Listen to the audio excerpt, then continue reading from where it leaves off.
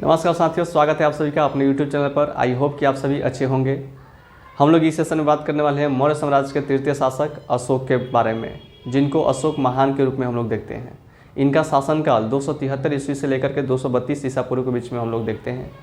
तो आइए इनके बारे में बहुत अच्छे से इन डिटेल चर्चा करेंगे। हम लोग ऐसा जानते हैं कि अशोक जो भी सूचनाएं देते थे अपने शासनकाल में, तो वो ज़्यादातर अभिलेखों के माध्यम से बहुत ज़्यादा दिए हैं। अभिलेख को हम लोग देखते हैं तो शिलालेख, स्तंभ लेख और गुहा लेख के रूप में हम लोग देखते हैं। वहीं पे बहुत कुछ लिखवा करके, बहुत कुछ उस पर उत्कीर्ण करके और संदेश दिलाया करते थे प्रजा को। तो उससे वो प्रजा को सूचना मिल जाती थी, जिससे उनके बारे में ज्ञान मिल जाती थी, उनके बारे में जानकारी मिल जाती थी कि हमारा शासक कैसा है, हमारा शासक क्या करा रहा है। ये सारा चीज़ ये अशोक के शासनकाल में प्रथम बार देखने को मिलता है। जैसे आज के परिप्रेक्ष्य में देखें तो कोई भी नेता यदि कोई सड़क बनाता है या कोई कुछ बनाता है तो उसमें वो साइड में एक पत्थर पे अपना नाम लिखवा लेता है और उसके बाद से उसमें कितना योजना के अंतर्गत कितना राशि का इसमें लागत हुआ है वो सारा चीज़ लिखवाता है। तो वो भी एक तरह से शिलालेख ही है। तो उस टाइम अशोक सबसे पहले इसकी शुरुआत किया था। तो आइए इसके बारे में हम लोग इन डिटेल चर्चा करते हैं। तो सबसे पहले हम लोग देखेंगे कि बिंदुसार का उत्तराधिकारी अशोक महान हुआ, जो 269 ईस्वी में ईसा पूर्व में राजगद्दी पर बैठा, किंतु राजाभिषेक 273 ईसा पूर्व में हुआ। इसलिए ये 273 ईसा पूर्व यहाँ पे हम लोग देख सकते हैं। 269 में गद्दी पे बैठा, लेकिन जब से इसका राज्याभिषेक हुआ तब से वहाँ पे हम लोग उसको शासनकाल में जोड़ते हैं। प्लिनी का कथन है, जस्टिन और प्लिनी, प्लूटार्क, ये तो आप लोग सुनते आ रहे हैं। तो इसमें मिस्र का राजा फिलाडेल्फस, जो फिलाडेल्फस था वो मिस्र का शासक था, जो डियोनिसियस नामक राजदूत को पाटलिपुत्र में भेजा था। ठीक है, इससे पहले एंटियोकस ने डायमेकस को भेजा था बिंदुसार के दरबार में। और उससे पहले की बात करें तो चंद्रगुप्त मौर्य के दरबार में सेल्यूकस निकेटर ने मेगास्थनीज को भेजा था, जो मेगास्थनीज अपने पुस्तक इंडिका में पाटलिपुत्र का वृत्तांत बहुत अच्छे ढंग से किए हैं। तो खैर हम लोग अलग अलग शासन में अलग अलग शासकों के द्वारा अलग अलग राजदूतों का आना हम लोग देखते हैं पाटलिग्राम में या पाटलिपुत्र में। अशोक पहले ब्राह्मण धर्म का अनुयायी था। कल्हड़ के राजतरंगिणी से पता चलता है कि अशोक शैव धर्म का भी उपासक था।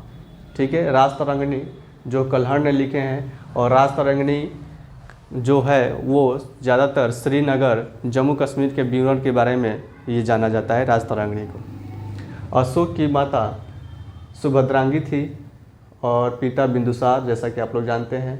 पत्नी महादेवी, पद्मावती और कारुवाकी, ये 3 पत्नियां थीं। और तीनों पत्नी से जो बच्चे थे, महादेवी से महेंद्र और संघमित्रा, ठीक है, पद्मावती से कुणाल की माँ, और ये कारुवाकी से तीवर था। ठीक है, और एक पुत्र का जिक्र आता है जो कल्हड़ में ही मिलता है, कल्हड़ के राजतरंगिणी में इसका जिक्र मिलता है, जिसको जालौक हम लोग बोलते हैं। तो यहाँ पे अशोक के पुत्र के रूप में हम लोग देखते हैं तो तीवर, कुणाल, जालौक और महेंद्र। अशोक की पुत्री की बात करें तो संघमित्रा और चारू, जिसको चारुमती भी बोलते हैं, चारू देवी भी बोलते हैं, तो याद रखिएगा। यहाँ पे जालौक की बात करें तो जालौक का उल्लेख कहाँ पे मिलता है, तो जालौक का उल्लेख मिलता है कल्हड़ के राजतरंगिणी में। तो यहाँ पे नोट करके लिख लीजिएगा कि जो जालौक है अशोक के पुत्र के रूप में कल्हड़ के राजतरंगिणी में उसका उल्लेख किया गया है।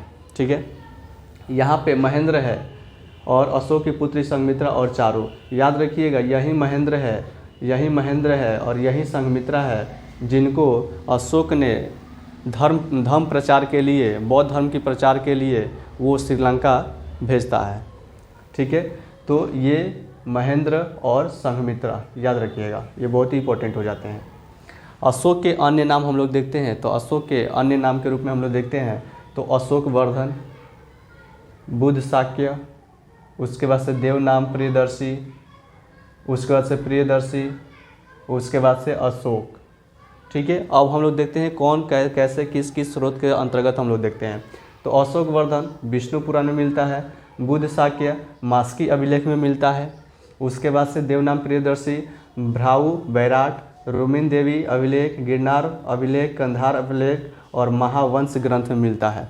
तो हम लोग यहाँ देखते हैं तो भ्राऊ बैराट ये है राजस्थान में है, ये राजस्थान में है। रुमिनदेई ये है नेपाल में है, ये है नेपाल में। और उसके बाद से यहाँ पे गिरनार है, तो गिरनार से याद रखिएगा गुजरात, ये है गुजरात, ठीक है, गुजरात। और यहाँ पे कंधार जो है ये आपकी पाकिस्तान में है ये, ठीक है, याद रखिएगा पाकिस्तान, पाकिस्तान। उसके बाद से महावंश ये बौद्ध ग्रंथ है, ठीक है। तो ये याद रखिएगा भ्राऊ बैराट अभिलेख, रुमिनदेई अभिलेख, गिरनार अभिलेख, कंधार अभिलेख, महावंश ग्रंथ।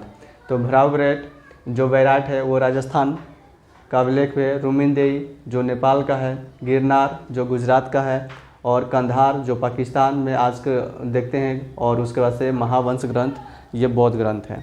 तो इसमें देवानाम प्रियदर्शी इनको कहा गया है। उसके बाद से प्रियदर्शी बराबर गुहा लेख में बताया गया है। उसके बाद से अशोक जो मास्की अभिलेख है उसमें बताया गया है, गुर्जरा अभिलेख में बताया गया है, नेतुर और उले गाडुम में बताया गया है। तो ये आप लोग याद रखिएगा अशोक के अन्य नाम, अशोक वर्धन, बुद्ध शाक्य, देवानाम प्रियदर्शी और अशोक। अशोक को थोड़ा यहाँ पे देखिएगा मास्की अभिलेख, और यहाँ पे भी मास्की अभिलेख जिसको बुद्ध शाक्य और अशोक। तो क्वेश्चन हो सकता है कि किन दो कौन से अभिलेख में अशोक को अशोक और बुद्ध शाक्य बताया गया है। तो याद रखिएगा मास्की अभिलेख, ठीक है, ये दोनों कॉमन हो जाता है इनके अलग अलग नामों में।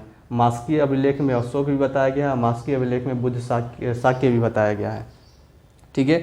तो ये है अशोक के बारे में। आगे हम लोग फिर देखते हैं, इसको पहले हम लोग मिटा लें।